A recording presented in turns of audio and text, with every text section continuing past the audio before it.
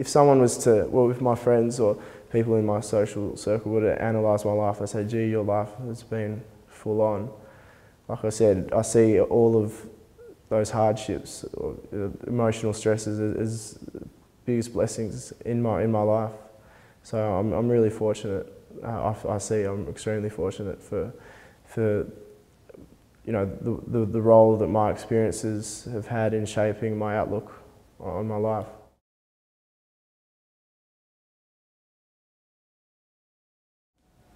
What made me feel loved by, you know, he wasn't my biological father.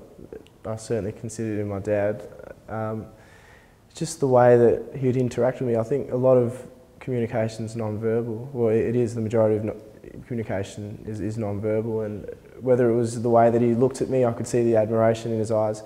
He coached me as under 9s, 10s, and later when I was under 15s in football, and just to see how proud he was. And again, that pride that he had in me was him being able to recognise himself in me and the way that he's been able to influence my life. There's times when I do find myself reminiscing on my father's life and the great times that I shared with him, and you know, sometimes I might get sad, but I just surrender to those feelings knowing that they will pass, like all other thoughts and feelings. We travelled to Arizona for a training camp, and there was a man that was working. He was selling beads and all of that sort of stuff. The African American man was working on the university campus where we stayed, and he said to me, "Come over here." He said, "Where are you from?"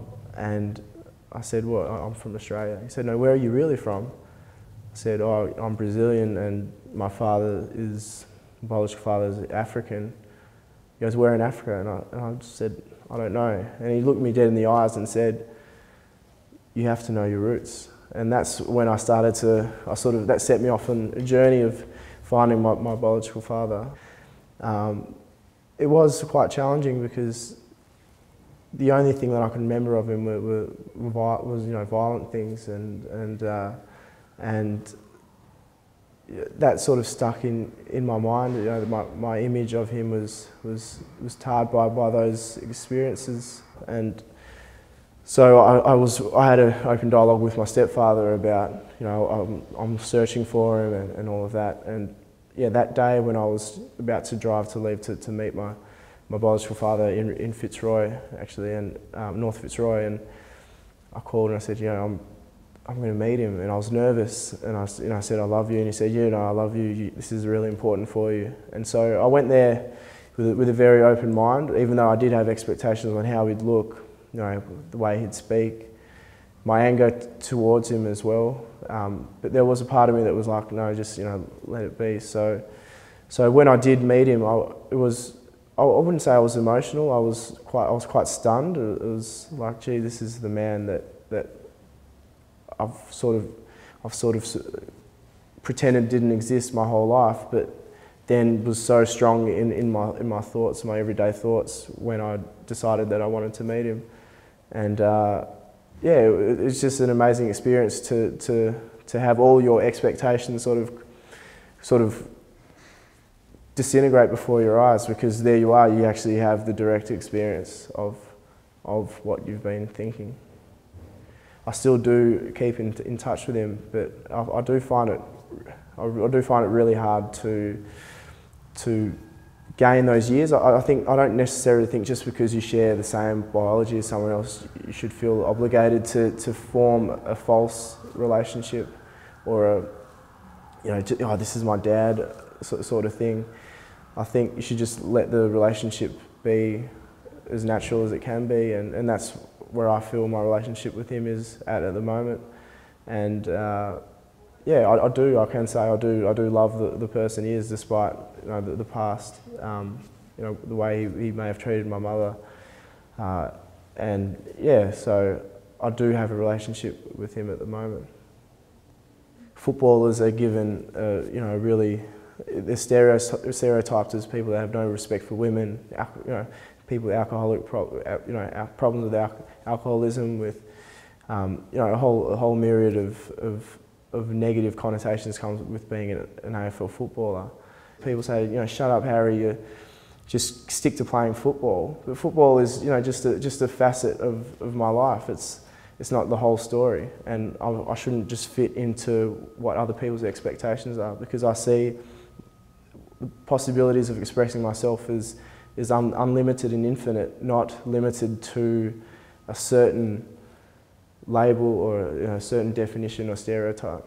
A close friend of mine, who lives in the States, his name's Sakai Sandifo, and he said, you know, Harry, people only throw stones or throw rocks at trees that bear fruit, and that's true. You just have to look through, you know, through history at the people that were doing amazing things that always encountered opposition.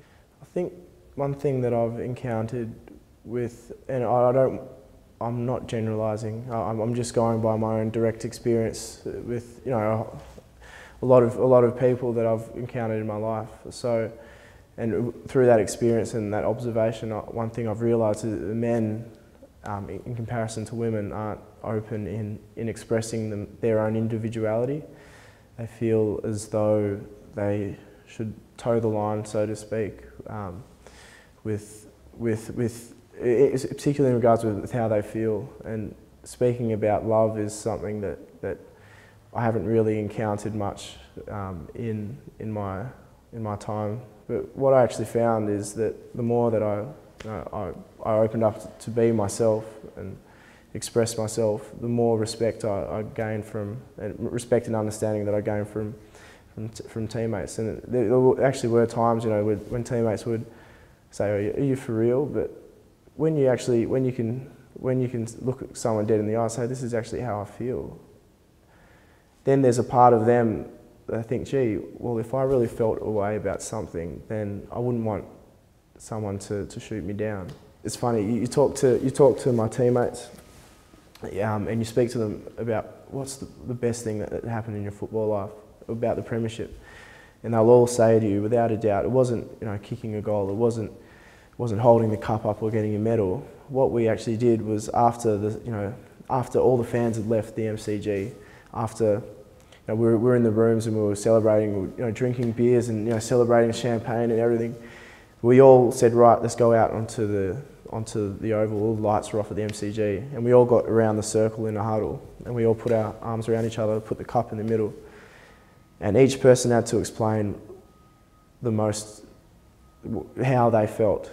And you went round, and everyone, it brings tears to my eyes to see behind all of it, being a hero to 100,000 people, millions of people around Australia, behind, you know, being having that celebrity status and all of that, each person had a story of love to tell.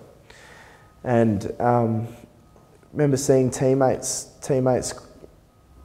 the toughest teammates, you know, they've been through things, you know, that just have that image for all of those things to strip away and to see them cry. And they said, you know, I love you boys with all of my heart. To be able to share this with someone someone else is the most special thing, let alone 21 other guys. You know, every player said that they loved everyone else. They said, you know, you mean the world to me, and that's such an amazing thing. That's why I'm a big believer that, you know, our natural state is love, and when you can love yourself and when you can see yourself in someone else, you don't see the separation. And that's what the premiership experience did to me and my teammates that moment in time, and, you know, perhaps for the rest of our lives, is that because we could see we were so dependent on each other on the field. That's what it takes to win a premiership. You have to sacrifice your own individual agendas, your own ambitions for the greater good of the one, and that's what we in effect did. And when we reflected on that, that's what came through, that we didn't see the separation. We had the most profound love you could have for anyone else. I was fortunate enough to kick a goal in the grand final as a defender, and my reaction to that goal was just so much passion in my goal celebration. I looked to the sky and just, yeah, in control. I just screamed, and I was just so happy. But I know that was an immediate response to how grateful I was that I'm able to play football, and football has allowed me to do some amazing things. It's been a vehicle for me to be my true self, and also show other people that you can be your true self.